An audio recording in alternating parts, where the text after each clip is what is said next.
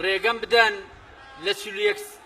لە چلوویەکەمین ساڵی تەمەنی یەکێتی نیشتیمانی کوردستانە قسەی دڵ و ناخی هەمووتان بکەم و بڵێم جەنابی مام جەلال پیرۆز بێ لێت یادی 41 ساڵی حیزبی شۆڕشی نوێ و ڕاپەڕین و سەرکەوتنەکان.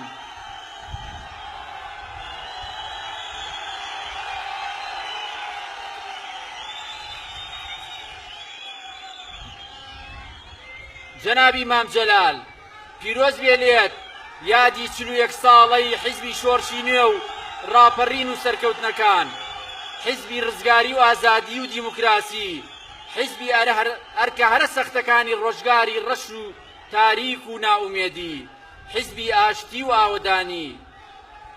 ڕێگەم بن بڵێم ئێمە یەکێتیەکان وەک ملیۆنەها خەڵکی تریم کوردستانە خۆشمانەوێت مام جەلال، وەک پێشمەرگەی ڕزگاری و جەنگاوەری ئازادی و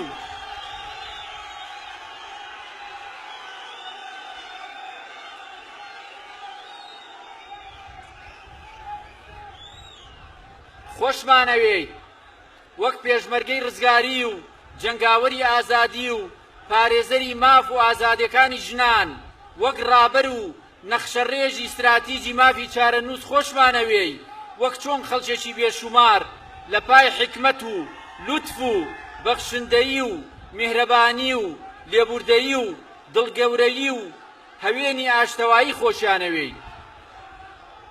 لە سایەی دروشمی چەپکە گوڵەکەی تۆیە مام جەلال بووینەتە پاسەوانی ئاشتەوایی کۆمەڵایەتی و ڕێزگرتنی جیاوازیەکان و هەمیشە پاراستنی هاوسەنگی و شەراکەتی ڕاستەقینە و سازان و یەکتر قبوڵکردنمان کردووەتە دروشمی کاری هاوبەشمان.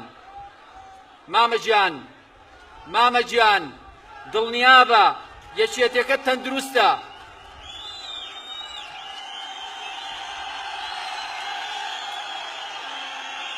مامە گیان دڵنیابە یەکێتیەکەت تەندروستە بە پەیام و بەرنامە و ئاڕاستە و هێڵە نیشتیمانیەکەی.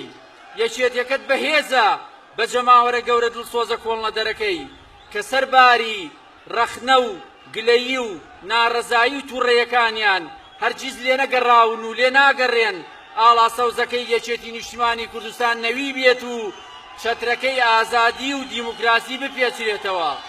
ئێمە یەکێتیەکان لەم 41 ساڵەی خەباتی پڕهەوراز و نشێودا جگە لە سەرکەوتنی گەورە و دەستکەوتی بە نرخ بۆ گەلەکەمان دەرسی زۆر گرنگ فێر بووین لە هەڵە و شکست و نوچەکان.